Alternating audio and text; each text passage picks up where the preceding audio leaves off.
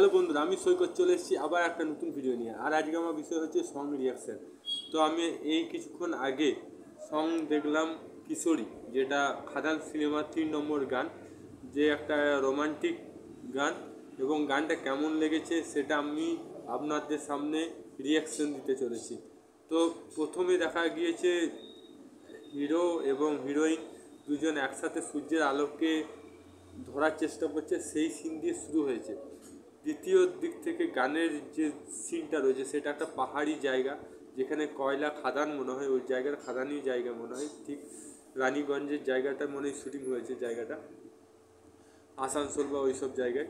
তো ওখানে যে লোকাল মহিলারা যেগুলো থাকে, যেমন গ্রামীয় মহিলা, তাদের পরনে বস্ত্র এবং তাদের যে কালচার সেটা তুলে ধরেছে এখানের মধ্যে।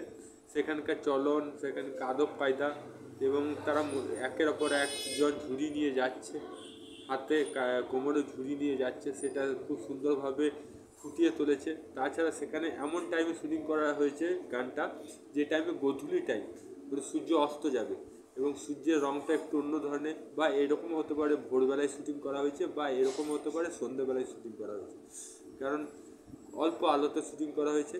এবং বাংলা সিনেমাতে দেব যেটা এই সিনেমার মধ্যে চেঞ্জ করেছে, প্রত্যেকটা গান আলাদা আলাদাভাবে শুটিং করেছে এবং আলাদা আলাদাভাবে দেখা দিয়েছে, মানে যে রকম সিচুয়েশান সেই হিসাবে গানটা করেছে।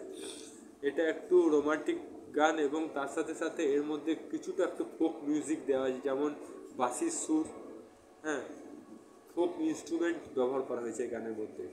এটা আমি দাবে কে সাথ বল सकता हूँ। তো ফোক ইনস্ট্রুমেন্ট দেওয়াতে গানের সুরটা ভালো হয়েছে, বিশেষ করে বাঁশির যে মিউজিক,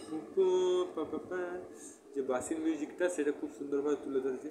এবং কোরিওগ্রাফি খুব সুন্দর হয়েছে, মানে বাংলা সিনেমাতে এখন দেখছি কোরিওগ্রাফি এবং গানের উপর, মিউজিকের উপর বেশি জোর দেওয়া হচ্ছে। মিউজিকটা আরও ভালো যাতে মেলোডি হয় সেটার চেষ্টা করা হচ্ছে। সিনেমার মেন আকর্ষণ হচ্ছে গান। এই গানটাকে যদি ক্যাচ করতে পারে তাহলে সিনেমা হিট। দেব এখানেই চালটা চেলে দিয়েছে, গানের প্রতি জোর দিয়েছে, কারণ গানটাই হচ্ছে আসলে, আপনার গান ভালো লাগলে সিনেমা দেখতে ইচ্ছা হয়, আর সিনেমা দেখলে সেটা হিট হয়।